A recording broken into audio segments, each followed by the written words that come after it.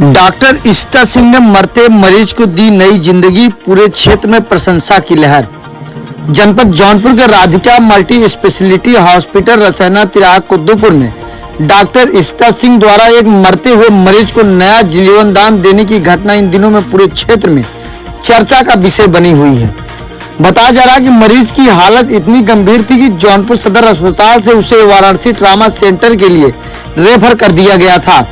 सरकारी डॉक्टरों ने साफ शब्दों में कह दिया था कि अब मरीज का बचना बेहद मुश्किल है।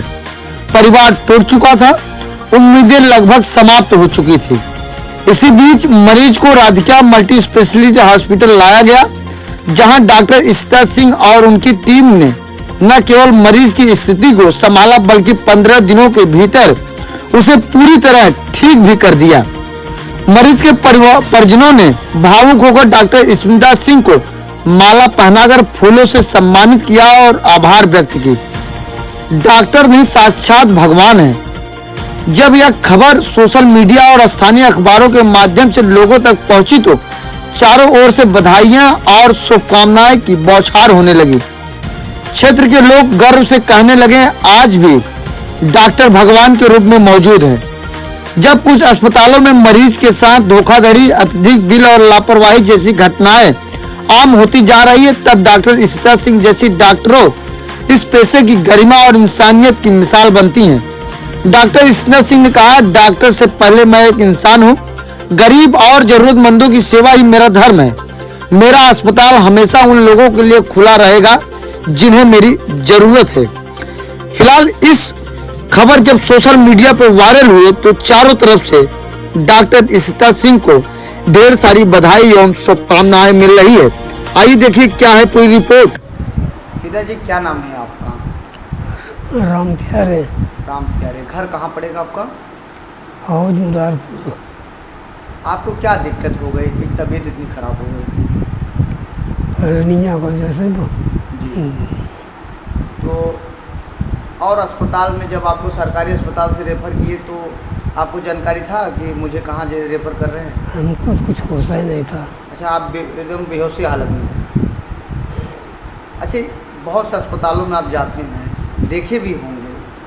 वहीं आपके बगल का एक लड़का था जिस खत्म हो गया तो उसकी भी इलाज चल रही थी। इस अस्पताल में जो यहाँ जो है अस्पताल में यहाँ के स्टाफ डॉक्टर के कैसा कार्यशैली है?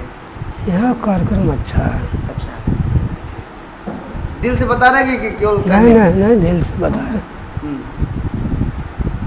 अभी स्थिति आपकी ठीक है? जी।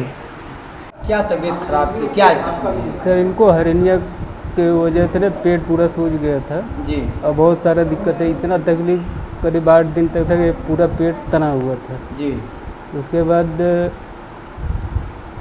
हमारे मामा ने यहाँ पे लगे एडमिट अच्छा, कराया। अस्पताल क्या नाम है जिस अस्पताल में हैं आप? Radhika speciality hospital. जी, ये कहाँ पर है? ये कुद्दूपुर में। जी। तो आपको यहाँ कौन बताया कि यहाँ इलाज अच्छा है, क्योंकि अस्पताल भी ये नया है? हमारे मामा यहाँ पे रहते हैं, उन्होंने बुला के यहाँ पे एडमिट करवाया।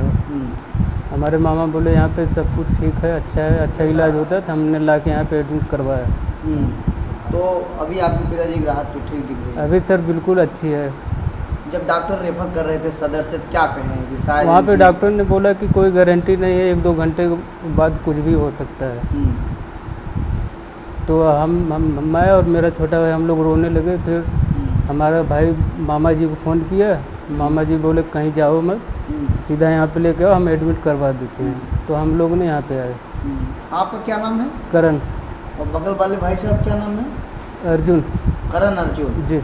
बीच में कौन बैठा है आपके? ये हमारे पिताजी है। पिताजी बैठे। तो यहाँ के डॉक्टर और यहाँ के जो स्टाफ हैं काम कर रहे हैं, कैसे हैं? सर, यहाँ के डॉक्टर और स्टाफ सब हमारे लिए भगवान के बराबर हैं। सब लोगों ने बहुत मेहनत किया, दिन रात सब लोगों ने अपना पूरा जिम्मेदारी से अपना काम किए। घर पे नहीं जाते थे बड़े डॉक्टर लोग हमारे। कहीं किसी का भड़काव नहीं? नहीं, साहब के कहने पर नहीं, ऐसा कुछ भी नहीं है। यहाँ वास्तव में इलाज सही होता है? बहुत अच्छा इलाज हुआ है यहाँ पे। तो यहाँ कब लाए थे आप अपने पिताजी को? 5 तारीख को। 5। तो अभी स्थिति इनकी तो ठीक है? जी सर, अभी बहुत अच्छी है। तबीयत ठीक ठाक है? जी। मैम, आपके अस्पताल में एक मरीज है जो उसकी स्थिति इतनी नाजुक थी कि कब उसकी प्राण शरीर से निकल गए, क्या था पूरा मामला और कैसी स्थिति थी उसकी? 5 तारीख को शाम को हम लोगों को एक कॉल आया कि एक पेशेंट है, उसको रेफ़र किया जा रहा है जौनपुर से और उसकी कंडीशन काफ़ी सीरियस है, वो बोल नहीं पा रहा, उसका बीपी पल्स नहीं मिल रहा है, तो आप अपने एडमिट करेंगे या नहीं करेंगे। उस टाइम ऑन कॉल थी मैं, फिर मैंने बोला ठीक है पेशेंट को शिफ्ट करवाइए। जब पेशेंट यहाँ आया तो उसका बीपी पल्स कुछ भी नहीं विजिबल था, कुछ भी नहीं मिल रहा था। फिर हमने तुरंत प्राइमरी इमरजेंसी ट्रीटमेंट किया, उसको पेशेंट को स्टेबल किया। फिर पेशेंट की कंप्लेन थी कि उनको बहुत दिनों से पेट में दर्द हो रहा है और वो बस ऐसे पेन किलर ले करके वो ठीक हो जा रहा था। तो नेक्स्ट डे उनका यूएसजी करवाया गया। फिर जो जांचें हुई उसमें ये पता चला कि उनकी जो आंत है वो फंस चुकी है अंदर और उसी की वजह से उनका इन्फेक्शन बहुत ज़्यादा हो चुका था। फिर हमने और डॉक्टरों से बात की तो उन्होंने कहा कि सर्जन से कंसल्ट किया तो उन्होंने बोला कि इमीडिएटली सर्जरी करना पड़ेगा। बट मेरे हिसाब से जो मुझे लगा, जब तक पेशेंट का इन्फेक्शन सबसाइड नहीं होता मैं ऑन टेबल रिस्क नहीं लूँगी कि सर्जरी करवा दूँ और पेशेंट ऑन टेबल कुछ भी हो सकता है। अगर इन्फेक्शन आई है तो पेशेंट की ऑन टेबल डेथ भी हो सकती है। तो मैंने ये सोचा कि सबसे पहले इनका इन्फेक्शन कम करते हैं, इनका सिम्टम जो है उसको पूरा तरीके से ठीक करते हैं। उसके बाद जब पेशेंट हीमोडायनेमिकली और वाइटली स्टेबल हो जाए उसके बाद हम पेशेंट को ओटी के लिए सर्जरी के लिए करेंगे। फिर उसमें लगभग हमें 10 दिन लग गया वो सारा उनका इन्फेक्शन सबसाइड करने में। फिर जब उनका सब कुछ नॉर्मल हो गया तो हमने 13 तारीख को उनका ऑपरेशन करवाया। उनका जो भी ऑब्स्ट्रक्शन था वो पूरा क्लियर हुआ और वो सब होने के बाद हमने उनको 3 दिन पोस्ट ऑप केयर में रखा, उनकी मॉनिटरिंग की। पूरा मेरा स्टाफ, मेडिकल स्टाफ, पैथोलॉजी वाले सब ने बहुत अच्छे से मेहनत की। फिर अभी उनकी कंडीशन बिल्कुल ठीक है, वो बिल्कुल स्टेबल है डिस्चार्ज होने के लिए। और इतने पे ही नहीं, उनको अभी हमने फॉलोअप के लिए भी रखा है। लगभग उनका हर 5वें से 6ठे दिन, पहला फॉलोअप 5वें दिन पे, उसके बाद 10-10 दिन पे उनका फॉलोअप होगा। बाकी दादाजी बिल्कुल स्टेबल हैं, कोई भी गंभीर घबराने वाली बात नहीं है। डॉक्टर को लोग भगवान के रूप में भी देखते हैं।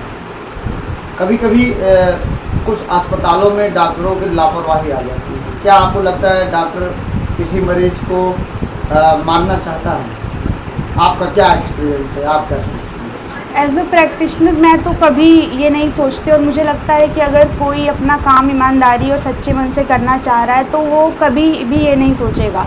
क्योंकि डॉक्टर हूँ मैं प्रोफेशन से, पर उससे पहले मुझे ये लगता है कि मैं एक इंसान हूँ और मैं अपने दादाजी का जो एक विज़न है उसको कैरी फॉरवर्ड कर रही हूँ कि हम सब इंसान पहले हैं।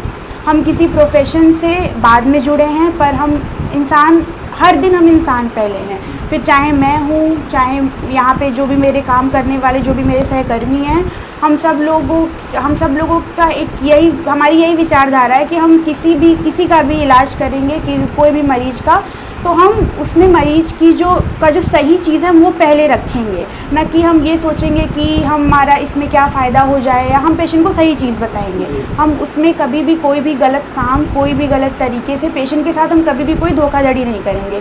तो ये हमारा एक विज़न है और हम इसको हमेशा कैरी फॉरवर्ड करेंगे, क्योंकि ये जो चीज़ें ये मुझे मेरे दादा दादी जी से मिली और मैं इसको हमेशा आगे बढ़ाऊँगी। मैं कहीं भी काम करूँ, कहीं भी रहूँ। आपसे मेरा आखिरी सवाल है, गांव की जो बेटियां रहती हैं उनको गांव के लोग नहीं पढ़ाते, उनको क्या संदेश है, क्योंकि आप भी एक घर की बेटी हैं? मेरा उनसे ये है कि शिक्षा सबका अधिकार है, फिर वो बेटा हो या बेटी। मैं कभी ये नहीं बोलती कि नहीं सिर्फ बेटियों को पढ़ाना चाहिए। मेरा ये है कि शिक्षा पे हर किसी का अधिकार है, फिर चाहे वो बेटा हो या बेटी। और एजुकेशन पे जो आप बोल रहे हैं, मेरी मतलब जौनपुर में मेरा स्कूल भी है, मेरी दादी के नाम पे राधिका बाल विद्या मंदिर। तो हमारे यहाँ ये पॉलिसी रही है कि अगर किसी घर की 3 लड़कियाँ हमारे यहाँ पढ़ रही हैं तो जो तीसरी सबसे छोटी बच्ची रहेगी उसकी फ़ीस हम लोग नहीं लेते। तो एजुकेशन से मैं ऑलरेडी जुड़ी हुई हूँ, मैं बचपन से उसी तरीके के माहौल में पली बड़ी हूँ, तो मैंने देखा है। इसे मैं एजुकेशन को बहुत ज़्यादा महत्व देती हूँ और मेरा ये है कि हर किसी को पढ़ने का अधिकार होना चाहिए। अस्पताल का क्या नाम है आपके? Radhika multi speciality hospital. समय देने के लिए बहुत बहुत धन्यवाद।